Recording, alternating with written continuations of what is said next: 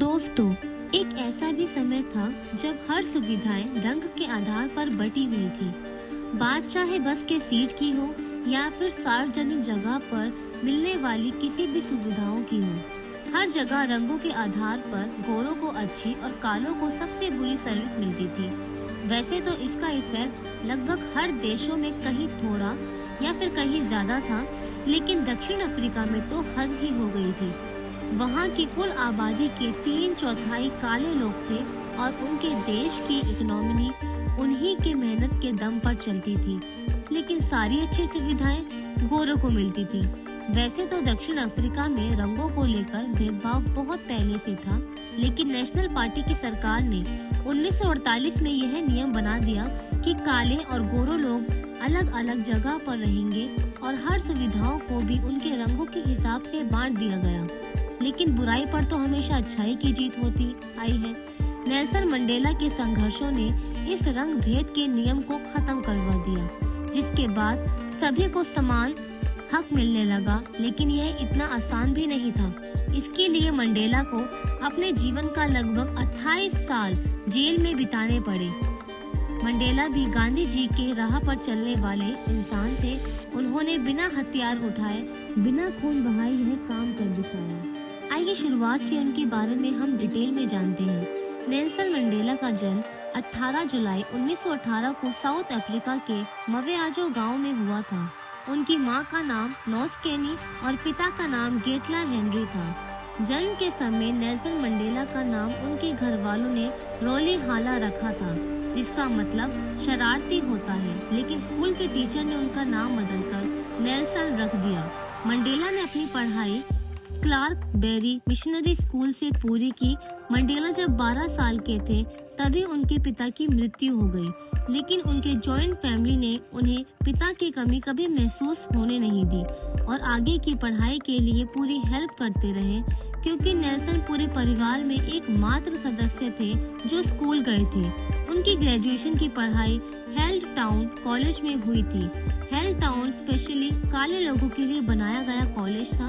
इसी कॉलेज में मंडेला की मुलाकात लिवर जो जीवन भर उनके जीवन दोस्त रहे और रंग भेद की लड़ाई में उनका हमेशा साथ दिया। कॉलेज के समय से ही उन्होंने काले लोगों के साथ भेदभाव के खिलाफ लड़ाई शुरू कर दी और लोगों को इकट्ठा करना शुरू कर दिया था, जिसकी वजह से उन्हें कॉलेज से भी निकाल दिया गया था। 1944 में वे अफ्रीकन नेशनल कांग्रेस में शामिल हो गए, जिसने रंग भेद के विरुद्ध आंदोलन पहले से चला रखा था। फिर 1947 में वे उस पार्टी के सचिव चुने गए। अब उनके साथ धीरे धीरे करके बहुत सारे लोग जुड़ चुके थे, वे लक्ष्य की तरफ बढ़ रहे थे। लेकिन 1961 में मंडेला और उनके कुछ दोस्तों के खिलाफ देशद्रोह का केस चला और उन्हें जेल में बंद कर दिया गया। हालांकि बाद में उन्हें निर्दोष माना गया और वह छूट गए, लेकिन फिर से 5 अगस्त 1962 को उन्हें मजदूरों को हड़ताल के लिए उकसाने के आरोप में फिर से गिरफ्तार कर लिया गया और लगभग 2 साल तक उन पर केस चलने के बाद 12 जुलाई 1964 को उन्हें उम्र कैद की सजा सुनाई गई। सजा के लिए उन्हें सबसे कड़ी सुरक्षा वाली जेल में भेजा गया, लेकिन उसके बाद भी उनका हौसला कम नहीं हुआ। उन्होंने जेल में भी अश्वेत कैदियों को अपना अधिकार याद दिलाना शुरू कर दिया। उधर दूसरी तरफ उनकी पार्टी ने भी उन्हें छुड़ाने की पूरी प्रयास की, लेकिन वह असफल रहे और नेल्सन मंडेला पूरे 27 साल तक उस काल कोठरी में बंद रहे। आखिरकार 1889 को दक्षिण अफ्रीका में सरकार बदली और उदारवादी नेता FW क्लार्क देश के प्रेसिडेंट बने।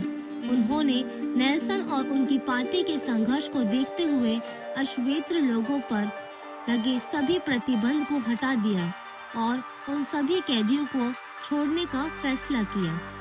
उन पर खून खराबे जैसी बड़ी आपराधिक केसेस नहीं चल रही थी। इस तरह 1 फरवरी 1990 को मंडेला की जिंदगी के शाम में आजादी का सूर्य उदय हुआ और वह जेल से छूट गए। उसके बाद 1994 में दक्षिण अफ्रीका में प्रेसिडेंट का चुनाव हुआ। इस चुनाव में अश्वेत यानी काले लोग भी पार्टिसिपेट कर सकते थे। मंडेला ने इस चुनाव में पार्टिसिपेट किया और उनकी पार्टी अफ्रीकन नेशनल कांग्रेस ने बहुमत के साथ सरकार बनाई। 10 मई 1994 को मंडेला अपने देश के सबसे पहले अश्वेत राष्ट्रपति बने और बचे कुचे सभी अधिकारों को गोरे और काले सभी लोगों के लिए एक बराबर कर दिया। नेल्सन मंडेला बहुत हद तक महात्मा गांधी की तरह अहिंसक मार्ग के समर्थक थे। उन्होंने गांधी को अपना प्रेरणा स्रोत माना था। इसी वजह से उन्हें अफ्रीकी गांधी भी कहा जाता है। नेल्सन मंडेला को 1990 में भारत का सबसे बड़ा पुरस्कार रत्न से भी सम्मानित किया गया था। वह दूसरे ऐसे विदेशी व्यक्ति थे जिन्हें यह पुरस्कार दिया गया। इससे पहले 1980 में यह सम्मान मदर टेरेसा को दिया गया था। उसके बाद 1993 में उन्हें पूरी दुनिया की शांति के लिए सबसे बड़े नोबेल पुरस्कार से नवाजा गया। के बाद 1993 में उन्हें पूरी दुनिया की शांति के लिए सबसे बड़े नोबेल पुरस्कार से नवाजा गया। दोस्तों, मंडेला जीवन भर रंग भेद के अगेंस्ट लड़ते रहे और दक्षिण अफ्रीका में अश्वेत को उनके अधिकार दिलाने के बाद 5 दिसंबर 2013 को 995 साल की उम्र में इस दुनिया को अलविदा कह गए।